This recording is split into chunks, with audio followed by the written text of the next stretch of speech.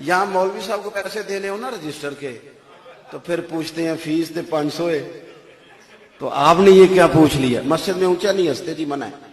یہ آپ دیکھیں آپ کیا کہہ رہے ہیں بھلا، اور کس مقام پہ کہہ رہے ہیں۔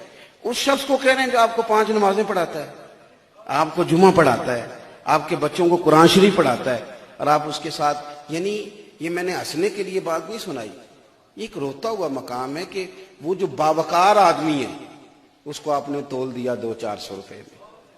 آپ نے شادی اور بیاہ کے اندر جہاں کسی نے کسی کو نہیں پوچھا تھا وہاں آپ نے ایک عالم کو 2-3 ہزار میں تول دیا۔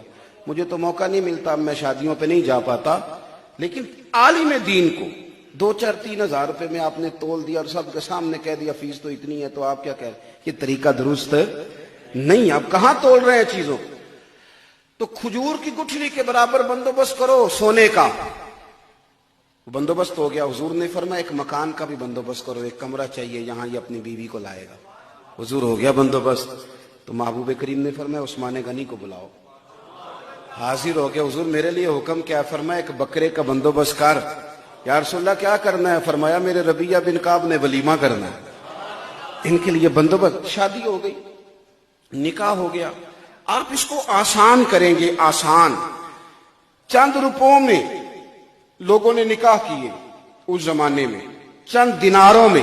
ہم نے اتنا مشکل کر دیا ہے بیاہ، اتنا مشکل کر دیا، اتنا، وہ پیسہ لاکھوں روپیہ جو جس کی کوئی وجہ ہی نہیں تھی۔ میں چونکہ میرے ذمہ لگایا آپ نے مضمون بیان کرنا تو میں نے کرنا ہے۔ شادی میں اتنے زیادہ کپڑے خرید لیے جاتے ہیں، ان کا کچھ دنوں کے بعد تو موسم ختم ہوتا ہے، پھر 1 سال کے بعد ڈیزائن ختم ہوتا ہے، پھر وہ سارا پیسہ ضائع ہوتا ہے۔ کہاں لگا رہے ہیں آپ پیسہ؟ کچھ لوگ انتظار کر رہے ہیں کہ چلو ان کے پاس چند سکے ہوں تو بیٹی کا بیاہ ہو جائے، اور کچھ نے 1-1 لاکھ کا جوڑا خرید کے رکھ لیا ہے۔ گندم امیر شہر کی ہوتی رہی خراب، اور بچی کسی غریب کی فاقوں سے مر گئی۔ تو آپ اعتدال میں رہیں گے، آسان کریں، اور نکاح میں جلدی کریں گے۔ نبی پاک صلی اللہ علیہ وسلم نے کہا نوجوان مردوں، اے مسلمان بچوں، اگر تم سے ہو سکے تو نوجوانوں نکاح جلدی کرو، اور اگر طاقت نہیں رکھتے تو روزے رکھو۔ نکاح جو ہوتا ہے نا، نکاح اس سے بندے کا ایمان محفوظ ہو جاتا ہے۔ حضور صلی اللہ علیہ وسلم نے فرمایا یہ نصف ایمان ہے نکاح۔ فرمایا نکاح میرا طریقہ ہے، نکاح میرا۔ یہ لبرل لوگ ہیں نا، لبرل لوگ آزادی رائے کی بات کرتے ہیں، اب تیزی کے ساتھ یہ چیزوں کو پرموٹ کر رہے ہیں۔ اتنی جلدی کیا ہے شادی کی، تھوڑی موج کر لے، تو کس چکر میں پڑ گیا ہے۔ اور اب تو شادی کی برائیاں بیان ہونے لگی ہیں، ناراض نہ ہونا، کچھ لوگ شغل میں مذاق میں لوگوں کا تو بھی شادی کر لے گا، تو کس چکر میں پڑ گیا، 4 دن گھوم لے۔ یہ وہ سوچ ہے جو سوچوں کو ناپاک کرے گی، یہ وہ سوچ ہے جو خیالات کو پراگندہ کرے گی، یہ وہ سوچ ہے جو آپ کو بکھیر دے گی۔ نکاح ایک بڑا بہترین طریقہ، بہترین۔ میں ایک خاتون کالم نگار کو پڑھ رہا تھا، وہ کہتی ہے کہ میں چونکہ کالج یونیورسٹی کی پڑھی ہوئی ہوں تو میں کچھ حدیثوں کو سنتی تھی، تو میں تبصرہ تو نہیں کر سکتی تھی کہ مجھے کوئی مولوی مارے نہ، لیکن میرے ذہن میں نے جب یہ سنا کہ نکاح سے ایمان محفوظ ہو جاتا ہے تو میں کہتی تھی کس طرح۔ پھر میرے محلے میں گلی میں ایک لڑکا تھا، تو اس کا کردار کچھ ٹھیک نہیں تھا، پھر اس کی شادی ہو گئی۔ اس کے بعد بھی اس کا کچھ ماحول خراب رہا۔ جب اس کی بیوی میکے جاتی، والدین اس کے موجود نہیں تھے، تنہا رہتے تھے، اس کے بعد بھی میں دیکھتی کہ مجھے لگتا کہ یہ کچھ چیزیں غلط کرتا ہے، ٹھیک نہیں ہے۔ کہتی ہے پھر اس کا 1-2 بچہ ہو گیا تو اس کی بیوی نے میکے جانا بالکل ختم کر دیا۔ اب اس کا میکے جانا بالکل ختم ہوا ہے تو اس کے خاوند کا کردار بھی صاف ہو گیا۔ وہ کہتی ہے اس کے پاس کوئی موقع نہیں ہے گناہ کا۔ اب میں نے دیکھا ہے کہ وہ آہستہ آہستہ مسجد کی طرف رجحان بھی کر گیا ہے۔ پھر ایک دن میں نے دیکھا کہ اس کے خوبصورت چہرے پر سیاہ داڑھی بھی نکل آئی ہے، تو کہتی ہے اس خاتون کا مستقل اس کے گھر میں بیٹھ جانا میری سمجھ میں آ گیا ہے کہ میرے محبوب نے سچ کہا ہے، جس نے نکاح کر لیا اس نے ایمان محفوظ کر لیا، اس نے ایمان محفوظ کر لیا۔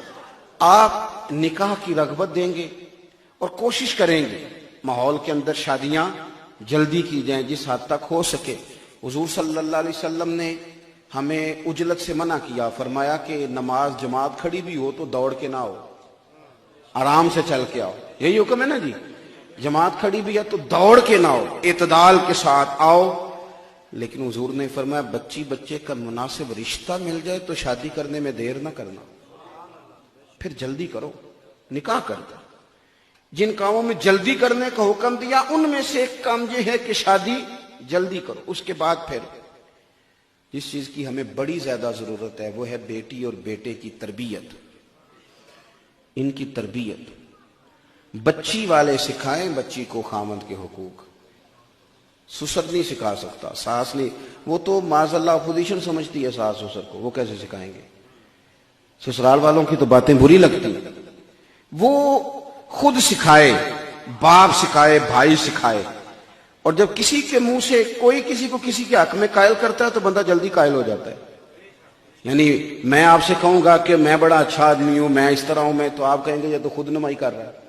لیکن اگر میرے دوستوں میں سے علماء میں سے کوئی بندہ بات کرے گا، کہے گا یار یہ بندہ اچھا ہے، میں نے سنا ہے کہ اچھے طریقے سے ملتا ہے، یہاں یہ جائیں تو چائے صحیح پلاتا ہے، اس کی مہمان نوازی ٹھیک، کوئی بات کرے گا تو لوگ کہیں گے جی آپ ٹھیک کہہ رہے ہیں. بھائی اگر خاوند اپنے منہ سے اپنے حقوق بیان کرے گا تو بیوی کیسے سمجھے گی؟ وہ کہے گی صرف یہی حدیثیں ہیں، دوسری کوئی نہیں. تو اگر اس کا والد، پھر میں کیا کہہ رہا ہوں میری بات پہ توجہ کریں، خدا را توجہ کریں. ابا جی سمجھائیں بیٹی کو، ابا جی سیدہ طیبہ طاہرہ حضرت فاطمہ الزہرا قربان جائیں، یہ خاتون جن گلیوں سے گزری ہیں ان گلیوں پر بھی ہماری اولادیں قربان. حضرت سیدہ خاتون جنت سیدہ فاطمہ الزہرا رضی اللہ تعالی عنہ کہتی ہیں کسی وجہ سے مولا علی شیر خدا کے ساتھ میری شکر رنجی ہو گئی، اور مولا علی شیر خدا فرماتے ہیں یہ محبت کی بات تھی، یہ کوئی لڑائی تھوڑا تھی. کہتے ہیں حضرت علی شیر خدا کہ آج بات میری وجہ سے بڑی تھی. ہو جاتی ہے نا کبھی پیار میں بات، میری وجہ سے بات بڑھ گئی. حضور تشریف لائے، سمجھ گئے کہ آج بات علی کی وجہ سے بڑھ گئی.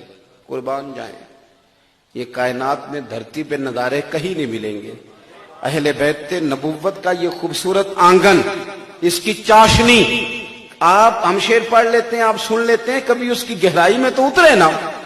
فاضل بریلوی کہتے ہیں یہ اس آنگن میں جو لوگ بستے تھے وہ نور والے تھے، سارے نوری لوگ، نوری. تیری نسل پاک میں ہے بچہ بچہ نور کا، اور تو ہے عین نور، تیرا سب گھرانہ نور کا. نبی پاک صلی اللہ تعالی علیہ وسلم سمجھ گئے کہ آج بات، لیکن طبقات ابن سعد میں روایت موجود ہے حضور نے سیدہ فاطمہ الزہرا سے بات کی، اس لیے کہ جتنی جلدی بیٹی باپ کی بات سمجھتی ہے، بھائی کی سمجھتی ہے، وہ جانتی ہے کہ یہ میرا بڑا ہمدرد ہے. حضور نے کہا فاطمہ علی تمہارے شوہر ہیں، ضروری نہیں جو تم کہو فوراً مانے، ذرا توجہ کی ضرورت ہے. مولا علی کہتے ہیں میں دور کھڑا سن رہا تھا، سمجھا حضور سیدہ کو رہے تھے، آنسو میرے نکل گئے، اور میں دوڑ کے آیا، ہاتھ چوم کے عرض کی محبوب فاطمہ سے کچھ نہ کہیں، آپ میری طرف توجہ کریں، نگاہ کرم کریں، میں انشاءاللہ آئندہ خیال کروں. آپ